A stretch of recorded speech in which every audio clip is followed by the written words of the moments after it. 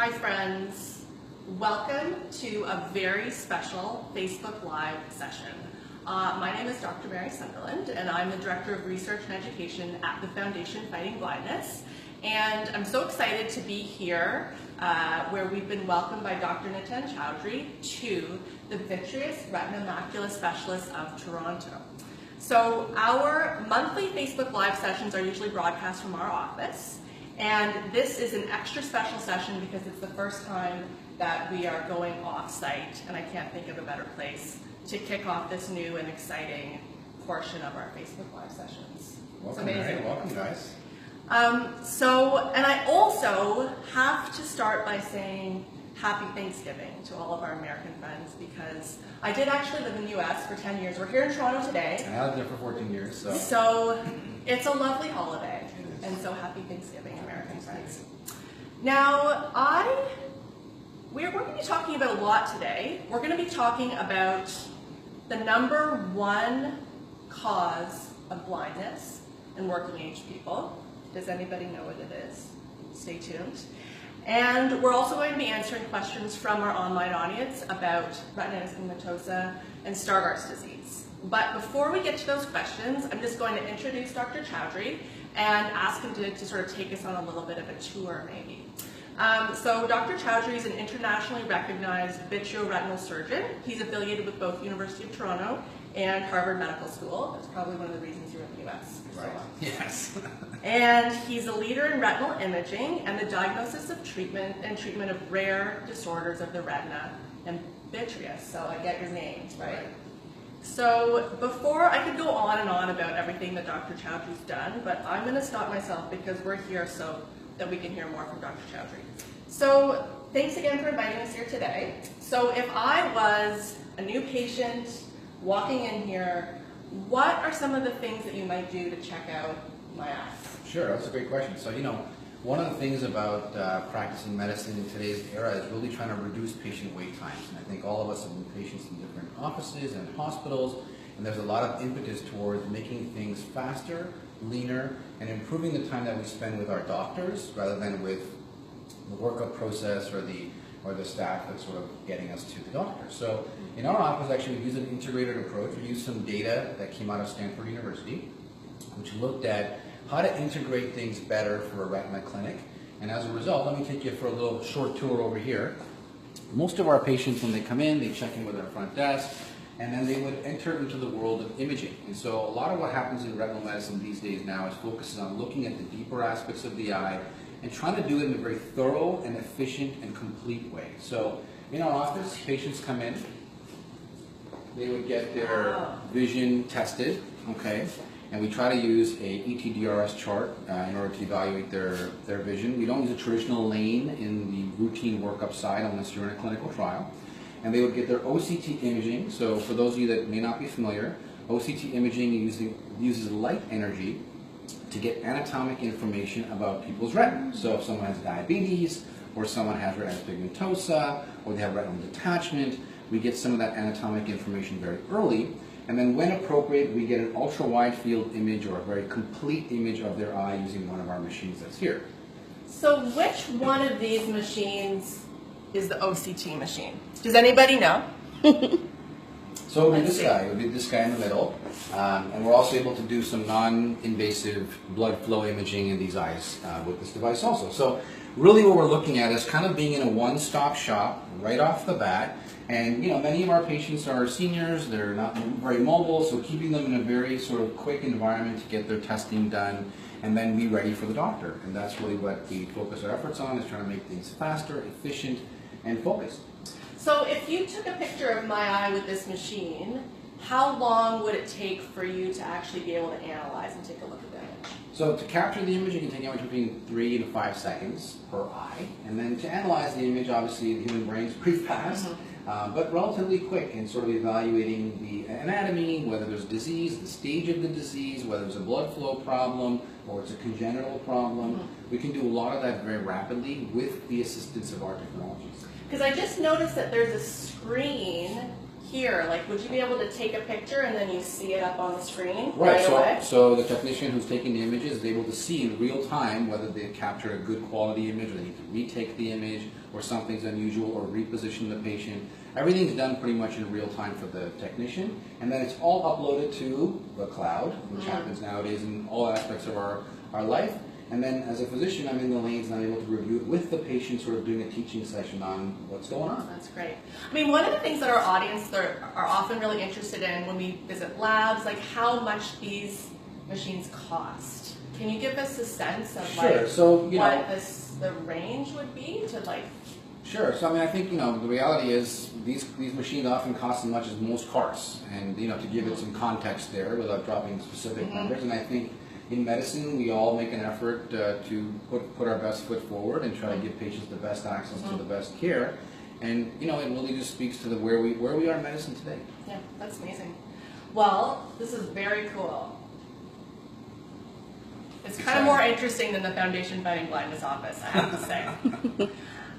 So, we did say that we're going to be talking about the #1 cause of blindness in working age people. So what is it? The number one cause of blindness in working class individuals is really diabetic retinopathy and diabetes.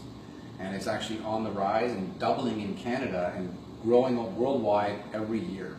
Doubling. This happens to be Diabetes Awareness Month, so it's another great reason to sort of spend some time talking about diabetes and diabetic retinopathy. So why is vision loss such a problem with diabetes? So really, diabetes, when we first think about it, we don't think about the eyes. I do, but most people probably don't. And everyone probably in the audience probably can press like if you know that one family member or someone you know has diabetes. You know at least one person. So diabetes really boils down to the blood. And there's blood flow all throughout our body, in every single organ. And it's blood sugar, an elevated blood sugar, that damages blood vessels. And the smallest blood vessels are in the eye, followed by kidney, brain, heart, lung, all the places we see things go wrong. So that's why we say, the eye is a great example of how the diabetes status is. And so long-term poor sugar control, the blood sugar itself will damage blood vessels. And again, as mentioned, the smallest vessels are in the eye, so you see damaged blood vessels in the eye. And ultimately what happens is these vessels begin to leak, and they leak what's inside them. Now, one of the things that is actually great is that there are a number of treatments for diabetes-related vision loss, and yet it's still the leading cause of blindness. So can you help me understand? Yeah, there's kind of a disconnection there. That's right. So in today's world, you don't have to go blind from diabetic retinopathy or diabetic eye disease. I repeat, you don't have to go blind from this condition.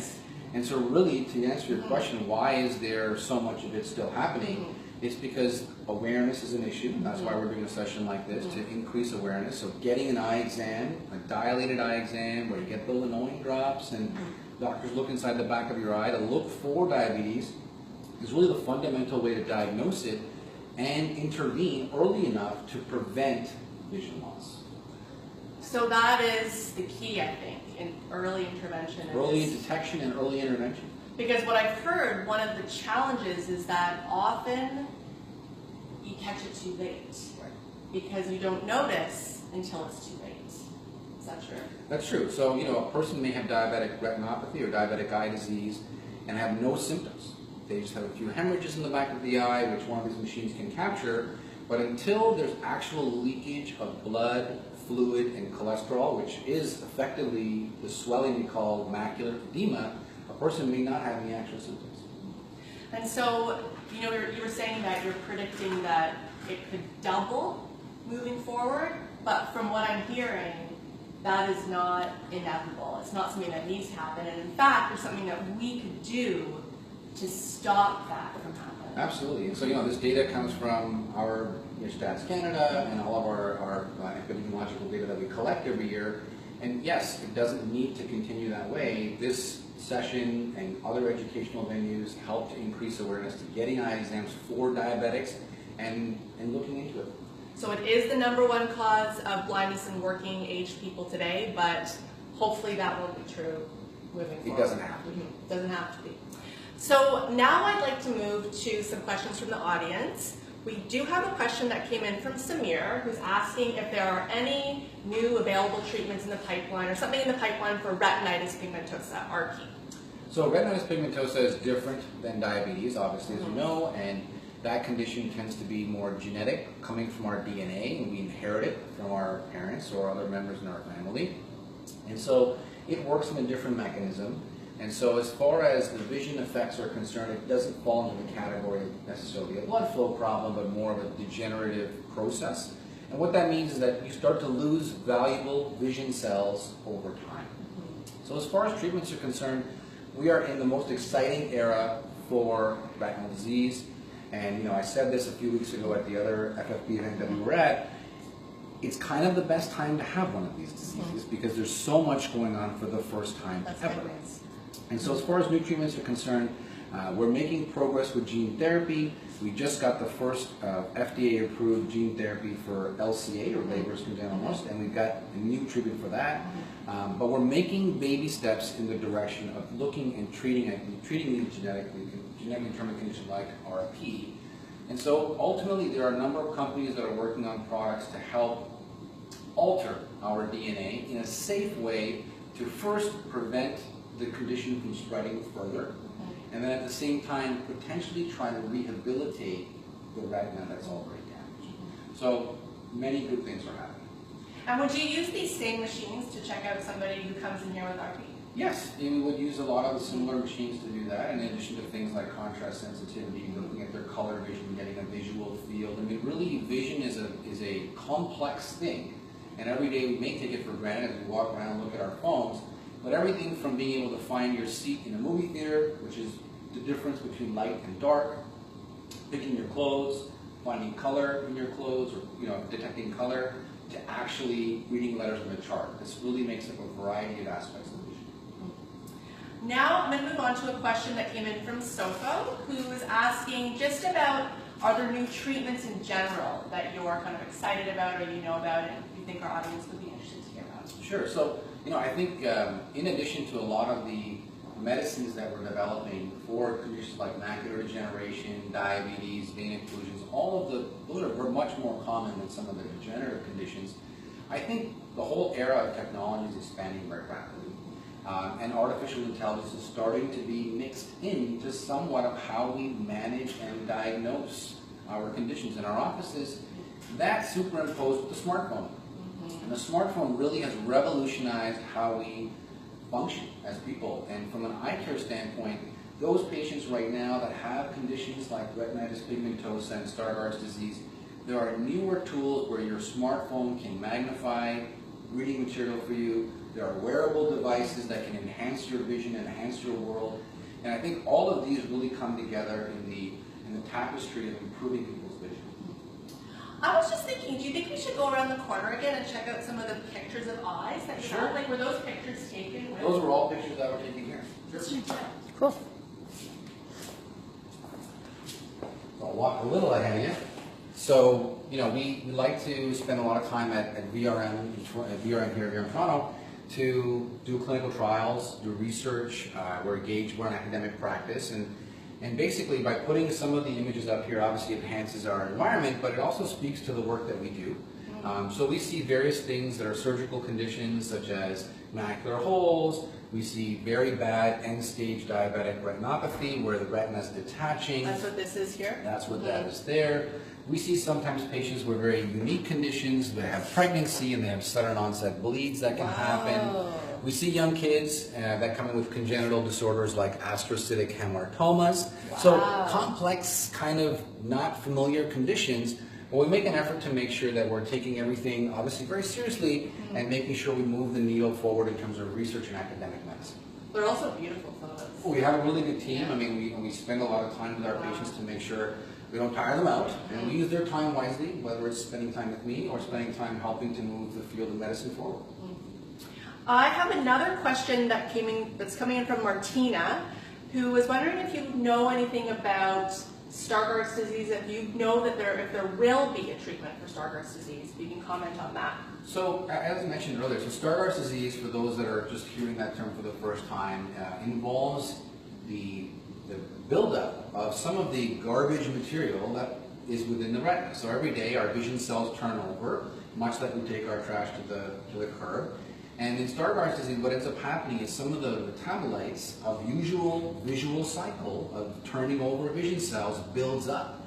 And that buildup of those byproducts effectively damages vision cells. So you've got a lot of damaged real estate within the retina, and that, in short, is really what Stargardt's is.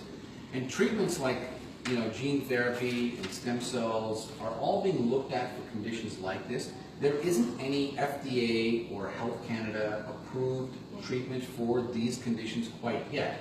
But the good news is in our collective lifetime, we're really getting close. I have another question that's coming in from our online audience. Jason, thanks for tuning in, has a question for us about, are there any RP trials that are on your radar right now? So there are a number of RP trials that are happening. They're obviously in a smaller sample size. They're particularly looking at X-linked recessive form of retinitis pigmentosa. Without delving too much into the details that are at the moment confidential, this is one area that there is a gene therapy product that's been developed for, and they're enrolling a trial now. And so our site, as well as a few other global sites, are involved in work like this. Yeah, it's fantastic. So thanks for tuning in, Jason. Now, we've learned a lot about what's happening at BRM, incredible machines you're using, beautiful photos. Now, I want to learn a little bit more about Dr. Choudhry. So we're going to try something new on our Facebook Live session. Since we're here, let's be a little bit fun, because I would like to get to know Dr. Choudhry better with these, we'll call our lightning round questions. Okay. Now I'm worried. So if you weren't a vitreoretinal surgeon, what would you want to be? I'd be a chef. A chef. So that's a pretty easy one. Okay. I like cooking. I like technology and cooking. I can see that. And so I think it's fun sometimes to make a mess, crack a few eggs, but I really enjoy cooking and cooking with my family. So I think that would be what I'd do. That's amazing. Okay, so you've been a speaker at more than 75 international conferences, so that's probably a lot of flying. So have you ever missed a flight? Yes, I have. I've had the door close on me at United Airlines in Denver, and dear. You're banging on the door, but that doesn't fly. So yes, I have missed a flight in my day. Well, hopefully you don't miss another one. No. But what do you usually do on flights? So it depends. Usually I'm working on whatever talk that I'm supposed to be giving, because our schedules are so packed, trying to just get the work done. And other times just kicking back and watching a movie. So That's nice. both ways. What vision research are you most excited about? So it's a tough one. Actually, I'm really excited about a lot of this gene therapy work that's coming up the pipe, and my core competency within this field of retinal medicine is imaging and surgery, and the combination of the two. So I'm excited about adaptive optics imaging, which is looking at individual cells for the first time without actually taking a piece of someone's retina out. And am I right in thinking, I'm just remembering now, I'm going off script, but you were involved with Gene Bennett in some of the earliest gene therapy. Right, yeah, so it's good memory. So when I was a resident at the University of Pennsylvania, I was there for the first LCA subretinal gene therapy injection, and it was really exciting, obviously. And these are the kind of mentoring moments that help to put you on track to do something. And so, I always look back on that. It's funny, there's a little cutout from the Philadelphia newspaper, and I could see just the edge of my arm, and I was like, I did it. Cool. So That's it was fun. Okay, cat person or dog person? We have both, actually. Whoa. So, yeah, my wife, Teresa, who's a big animal lover, kind of brought me into it. But we have both. So we love Are our the animals. cat and the dog's friends? Our dog's like a kind of pockety kind of dog, so she's very friendly with the cats. They don't really want to play with her too much. Beyonce or Oprah? Probably both. I think they're both unique in their own way. It is hard. How can you pick between them? Yeah, they're strong people in our community, good role models. Snow or beach? Right now, probably beach, because we're heading into the winter season. And so, yeah, I would like to do some more. That's true. Yes, but isn't it nice to have snow in Toronto? It is. Yeah. I like skating and skating with the kids. I've That's fun. heard we're going to have a really snowy winter, so get ready. Yes. Okay, well, it's time to sign off because we want to let you get home and maybe you still have time to cook dinner tonight. So thank you so much for inviting us into your clinic. It's been incredible. It really is an exciting time. You never want to say it's like a good time to have one of these diseases, but it's the most promising time to be in a situation that may not be that hot because of the vision, but at the same time, there's so much energy, so much research dollars, the great initiative and work that's being done by the FFB and other similar foundations to try to increase awareness, education, provide grants to smart scientists and researchers all around the world to help nurture and birth the next cure for any one of these conditions. So I would say there's a lot to be hopeful for and also a lot to be thankful for. Absolutely. So thank you to our audience for tuning in. Make sure that you like the video and share it with your friends, because that's a very simple way that you can help raise awareness and generate sort of more interest and excitement like we have here. I also want to make sure that you don't miss our next session in early December, where we will be talking about some of the most exciting vision research breakthroughs and developments of 2017. And then I can't sign off without saying November is, of course, Diabetes Awareness Month, so we can do something about this. It doesn't need to be such a devastating disease for blindness. Absolutely. And also, of course, we're thankful, and I hope that many people will consider showing their thanks. You know, it's such a time of plenty and like Thanksgiving, and I always, you know what, I've had some really crazy Black Friday shopping days. Oh, yeah. You know, like when you buy something and then you feel like you're actually getting paid to buy it because the giveaway gift is like so free. That was my first Black Friday shopping experience. But I also think that Giving Tuesday is a really beautiful add-on to that, where people have an opportunity to give back into the community. So I hope people will consider checking out our Giving Tuesday campaign and our Bring the Fight year-end campaign that you can check out at the Foundation Fighting Blindness website.